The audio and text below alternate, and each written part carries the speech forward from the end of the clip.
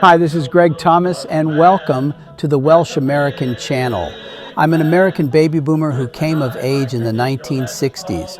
If you are like me, you remember the Daniel Boone TV series beginning in 1964 and running through 1970. It was a popular action-adventure show starring Fess Parker. If you want to talk about the American frontier, you can't leave out Daniel Boone. He's one of those names that conjures up images of buckskin jackets, coonskin caps, and the wild, untamed forests of early America. But behind the legend is a very real man, one whose Welsh heritage played a quiet but significant role in shaping his story.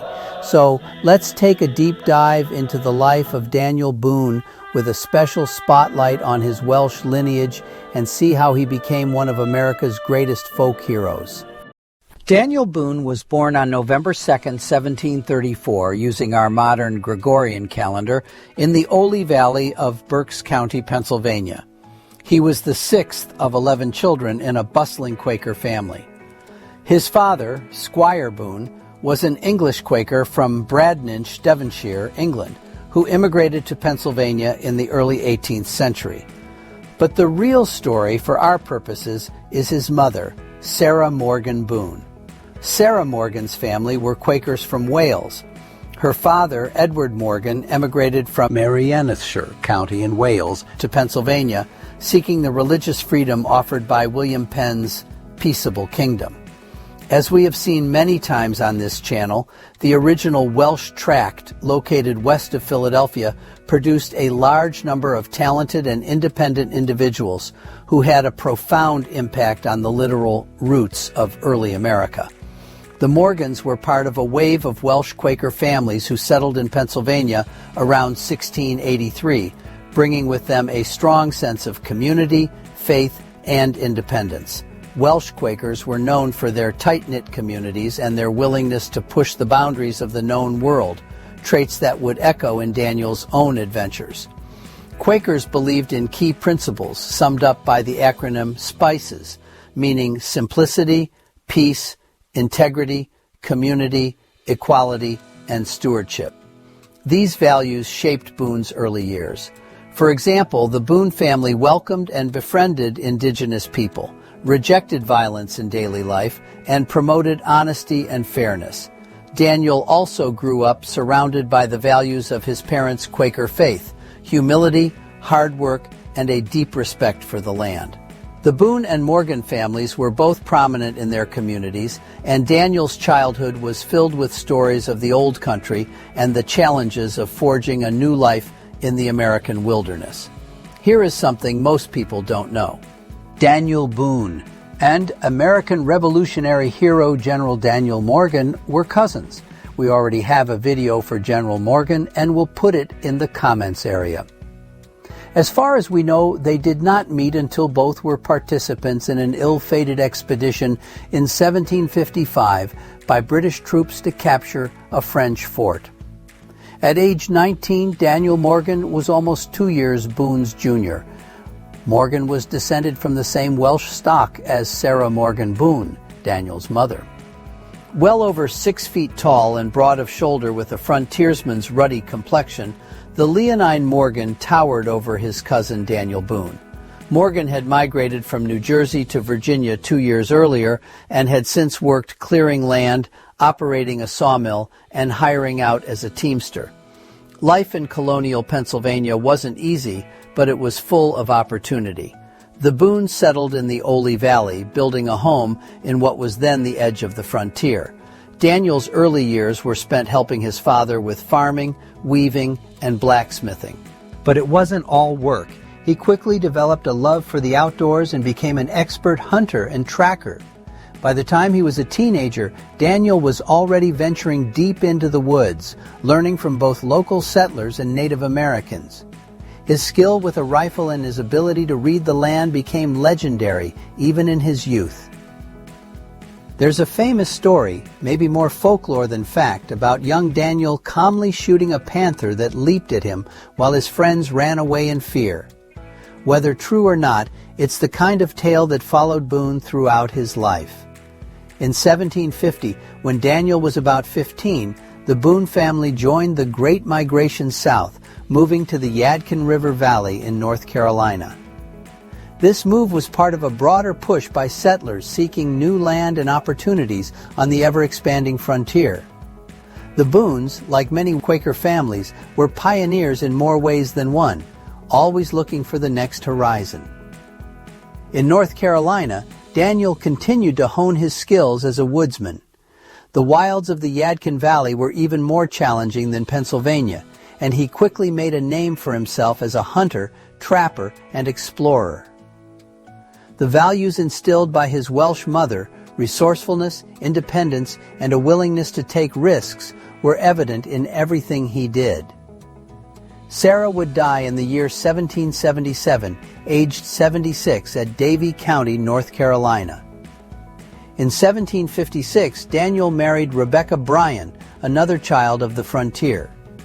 Together they would have 10 children, and Rebecca would prove to be as tough and resourceful as her husband. Life on the frontier was never easy, and the Boones faced their share of hardships, including Indian raids, harsh winters, and the constant uncertainty of life on the edge of civilization. But Daniel was never one to stay put for long. The call of the wilderness was always in his blood, and he spent much of his time exploring new territories, hunting, and trading. His family often moved with him, setting up homesteads in ever more remote locations. By the late 1760s, stories were circulating about the rich lands to the west. It was called Kentucky, a place of abundant game and fertile soil, but also a land fiercely defended by Native American tribes. Boone first ventured into Kentucky in 1767, but it was his 1769 expedition, alongside a handful of companions, that truly opened up the region. For 2 years, Boone explored Kentucky, mapping the land, hunting, and narrowly escaping death on more than one occasion. He was captured by Shawnee warriors, lost his supplies, and endured incredible hardships, but he always found his way back. His knowledge of the land and his ability to survive in the wild became the stuff of legend. In 1775, Boone was hired by Richard Henderson's Transylvania Company to blaze a trail through the Cumberland Gap, a narrow pass through the Appalachian Mountains that would become the gateway to the west. With a team of only 28 men, Boone hacked out the wilderness road, opening Kentucky to thousands of settlers. This was no small feat. The journey was fraught with danger, from hostile Native American attacks to the sheer difficulty of carving a path through dense forests and rugged mountains. But Boone's leadership and experience made it possible. The road he built became the main artery for westward migration, and by the end of the 18th century, more than 200,000 people had followed in his footsteps. Boone didn't just blaze trails, he built settlements. In 1775, he founded Boonesboro, one of the first English-speaking communities west of the Appalachians. He brought his wife and daughter to the settlement, making them among the first white women in Kentucky. Their arrival marked the beginning of permanent settlement in the region. But life on the frontier was anything but peaceful. The settlement was under constant threat from Native American attacks, often encouraged by the British. Boone's most famous exploit came in 1776, when he led a daring rescue of his daughter and 2 other girls who had been kidnapped by a Shawnee war party. The story made him a national hero. Daniel Boone served as a militia officer during the Revolutionary War, which in Kentucky was fought primarily between American settlers and British Allied Indians. In 1778, Boone himself was captured by the Shawnee and adopted into the tribe by Chief Blackfish and given the name Big Turtle. He spent several months living with them, learning their ways and gaining their respect. Eventually, he escaped and returned to Boonesboro, warning the settlers of an impending attack. His leadership helped the settlement survive an 11-day siege, another chapter in the growing Boone legend. He was elected to the first of his 3 terms in the Virginia General Assembly during the war and fought in the Battle of Blue Licks in 1782, one of the last battles of the American Revolution. Despite his fame, Boone was never particularly successful financially. He made extensive land claims in Kentucky, but legal disputes and shifting political boundaries meant he rarely held onto his property for long. After the Revolution, he worked as a surveyor and merchant, but debt and disappointment followed in his later years. Undeterred by external challenges, Boone kept moving west.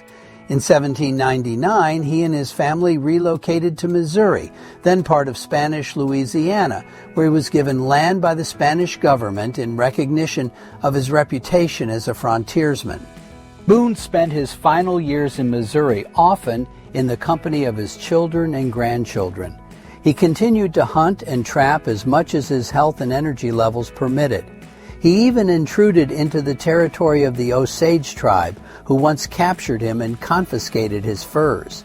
In 1810, at the age of 76, he went with a group on a 6-month hunt up the Missouri River, reportedly as far as the Yellowstone River, a round trip of more than 2,000 miles.